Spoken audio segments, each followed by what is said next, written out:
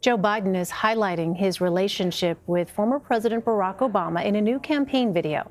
It shows clips of Mr. Obama talking about Biden's accomplishments when he received the Presidential Medal of Freedom. The former president has not formally endorsed his former VP, but Biden praised him while speaking about the Affordable Care Act in Iowa Tuesday. Everything but locusts landed on his desk. Not a joke. He had an incredible, and his integrity, his dignity, his decency. You know, he was a president our kids could look up to. Parents wanted them to hear what he had to say.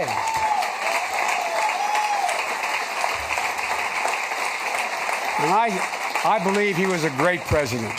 There wasn't a day, there wasn't a single solitary day that I served with him that I wasn't proud to be with him. I want to bring in Scott Mulhauser in Washington. He was Joe Biden's deputy chief of staff during the 2012 election. He is currently the founder of Aperture Strategies. Thank you so much for joining us, Scott. Thanks, Elaine. Great to be with you. So how much do you think Joe Biden should factor his relationship with President Obama into his campaign? Look, that was a remarkable 8 years, and it was a remarkable relationship. They served together in the Senate, and they served 8 years together in the White House. That included everything from Obamacare and a host of other accomplishments. That said, it's also a forward-looking election where the vice president will have to lay out what he wants to do moving forward. So while you can run on those accomplishments and proudly tout them, I think you also run your own race as your own man. Well, Joe Biden is focusing on the so-called Obama-Trump states like Pennsylvania, Michigan, Wisconsin, and Ohio. Is that a winning strategy? Sure feels like it. I mean, there's a reason that candidates across the country asked the vice president to do more events than any other 2020 elected official, any 2020 candidate last cycle. I think he resonates from the Rust Belt to the Sun Belt. And I think what you're seeing in particular in those Rust Belt areas is that Democrats haven't always had the easiest time connecting. And that's where you saw struggles in 2016 in Wisconsin, in Ohio, in Pennsylvania, in Michigan onward. And I think the vice president believes he can speak to those voters and others and help bring the party and the country back. In our last segment, we played a bite from Senator Bernie Sanders with a very direct attack already against Joe Biden, talking about specifically the vote on NAFTA. Is that potentially a vulnerability for the former vice president? I mean, the vice president has a long record in the Senate. He certainly it's fair game, and he's certainly happy to defend it. I think he also is proud of so much that he did in the Senate that I think he's happy to run on his record and draw contrast with candidates galore to show where he's been and where he can go and kind of where he thinks the country will go as well. But as he tries to present himself as the candidate who can best help working class voters, is this issue of NAFTA something that could in fact come back and haunt him?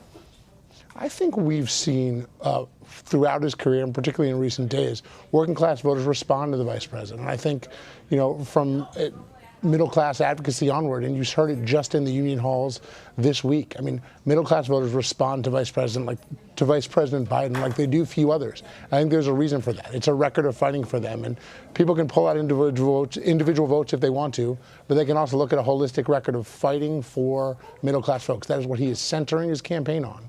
Equal opportunity for all and a prosperous middle class. And I think he believes it, and I think his career shows that. Let me switch gears. Joe Biden also made it a point to criticize President Trump. He called him an aberrant moment in time, particularly when it comes to the resurgence of white supremacy. Other candidates have treated white supremacy as a systemic problem rather than particular to President Trump. Do you think that Joe Biden is taking the correct approach on this issue?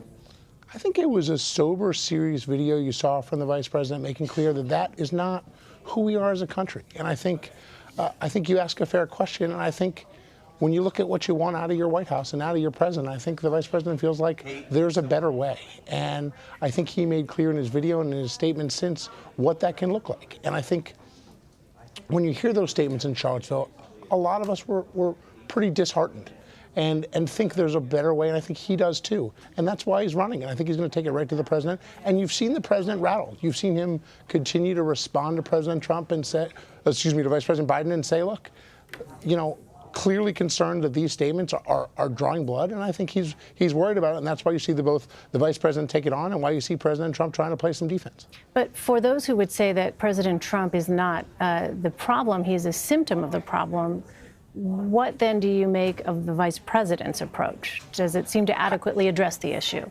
I think what it shows is that the White House is about leadership. And I think he and others would like to see the President Trump lead on that issue. And I think he hasn't seen it, and I think he's able to call the president out on it. I think what you'll expect from and what you'll see from a vice presidential campaign, the Biden campaign moving forward, is likely more of that. I think you're seeing them draw clear contrasts between Vice President Biden and President Trump, and this is one. I think he thought to himself, if I were president, I might do this a little bit differently or a lot differently. And I suspect a lot of voters felt the same way. Good for him for jumping in and for taking that fight head on. Well, 2 weeks ago, you told the Associated Press that Joe Biden's positions put him in, quote, the sweet spot where most of the Democratic Party could be, but also a decent amount of moderates and I'm sure some Republicans. Is that a tactic that could work in a Democratic primary, you think?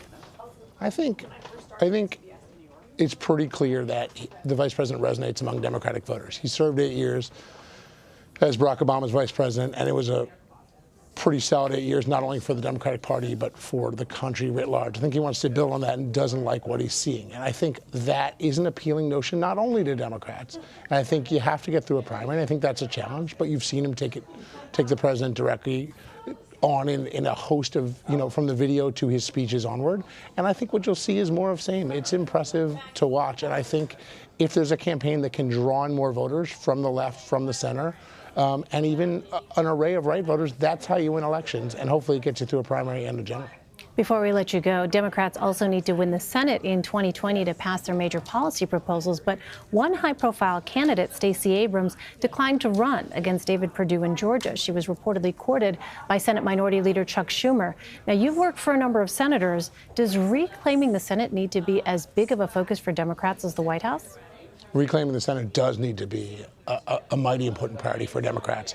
And there's certainly a roadmap to still do it. Stacey Abrams would have been a remarkable senator, and she's an impressive candidate and will certainly thrive in whatever she does next. But there's been an impressive recruiting effort so far in Arizona, where former astronaut Mark Kelly, the husband of Gabby Giffords, is in the race against appointed Senator Martha McSally.